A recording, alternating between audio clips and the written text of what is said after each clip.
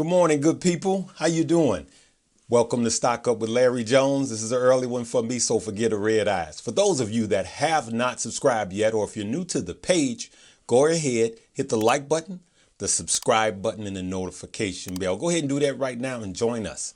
I've been doing this for over 20 years, and everybody, yes, it's true, everybody can make money in a bull market, but I know how to make money in a bear market. So you get to learn from my 20 years of experience, okay? So listen, we're going to go right into VGAC, all right? It's a SPAC, and they are merging with 23andMe, all right? So let's look right here at the chart. Let's go right into it. So here you can see I'm on Yahoo Finance. 23andMe goes public with a $3.5 billion company with Branson Aid. All right. Here, let's read some of this. Consumer DNA testing company 23andMe Inc.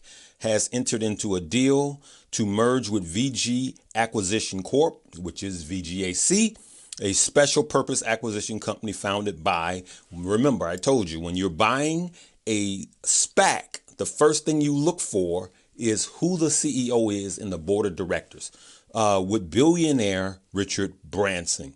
The deal value the Silicon Valley company at $3.5 billion. The chief executive officer announces blah, blah, blah, blah, blah, $25 million.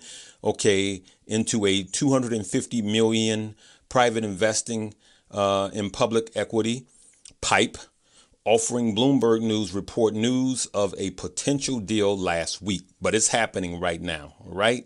Remember, here, for those of you that want to get into this, do I think it's a good buy still? Yes. And what I would tell you is, look at where the warrants are. And I'm going to spend the rest of this video talking about warrants. Look at the price of the warrants compared to the price of the stock, right? So right now, the warrants where I bought it, the warrants were 1/4 the price of the stock. And remember, normally when I told you guys in my earlier videos, the warrants generally trail the stock by about 55%, not by about 75%. I got it when it was trailing at 75%.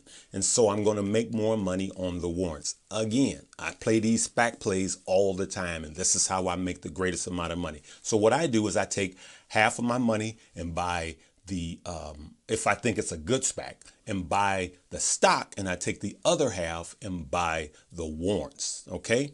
So let me tell you guys this, because everybody's been asking about the warrants. I do know on TD Ameritrade, on any warrants, whether it's CCIV warrants or VGAC warrants, the warrants in TD Ameritrade is the ticker symbol. So on this one, VGAC and plus sign, okay, or CCIV and plus sign. In Fidelity, it's VGAC WS. The WS stands for warrants. And then the same thing for CCIV. CCIVWS are the warrants. Now, I only know those two platforms, TD Ameritrade and Fidelity. I believe you can get them on Webull, but you can't get them on Robbing the Hood. Okay? And so you have to do your own research on that. So let me explain. A lot of you have been asking, what are warrants? There's two ways that I play warrants. All right.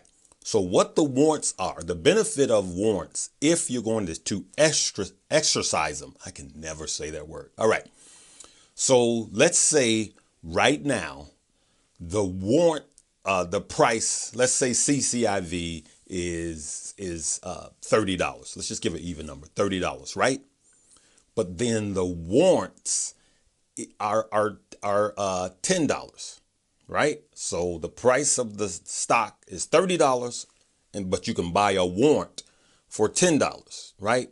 And let's say the price of the stock balloons up. Now, if you buy it at $10, now remember, the price of the warrant's going to keep rising. So, but let's say you buy it at $10. The price of the stock goes up to $50, right?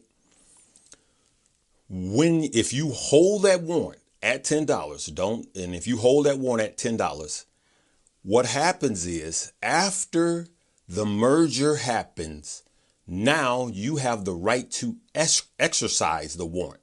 You have to pay an additional $10.50 to exercise the warrant.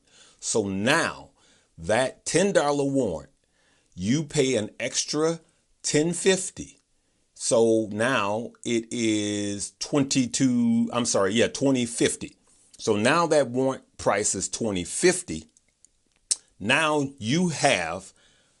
this stock price has went up to $50, but you've only paid $20.50 for the warrant. So now when you exercise the warrant goes from being a warrant to a share. So now you've gotten a share at a lower price. That's how you exercise the warrant. Okay. That's just telling you guys how to exercise the warrants. But having said all of that, for those of you that want to know about warrants, how to exercise them. Now, the company has the right to do a call on the warrants, right? So think about this. This is the worst case scenario. The price of the stock could go down. It could plummet. And you still have to pay that $10.50 to $10.50 to exercise the warrant. All right. Some are $11.50. So you still have to pay that price to exercise the warrant.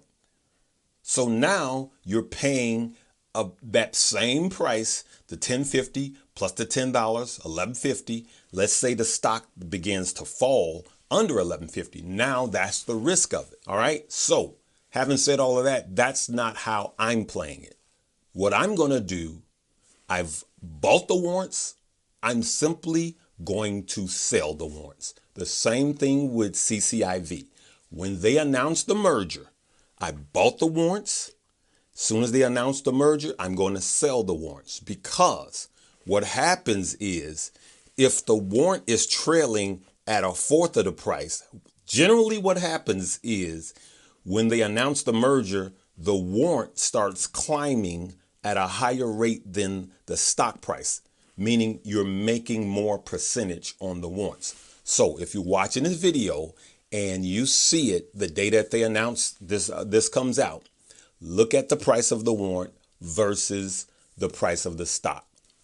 And for those of you that have the iPhone, you could set it on a percentage or whatever and look at the percentage, the growth. So if I put $5,000, if I buy $5,000 worth of the stock and then $5,000 worth of the warrants, on a day-to-day average, if I make 10% on the stock, but I make 18% on the warrants, I'm making more money on the warrants, right? And so that's why I'm not going to go the long ride. I'm just going to sell it, take my profits and run.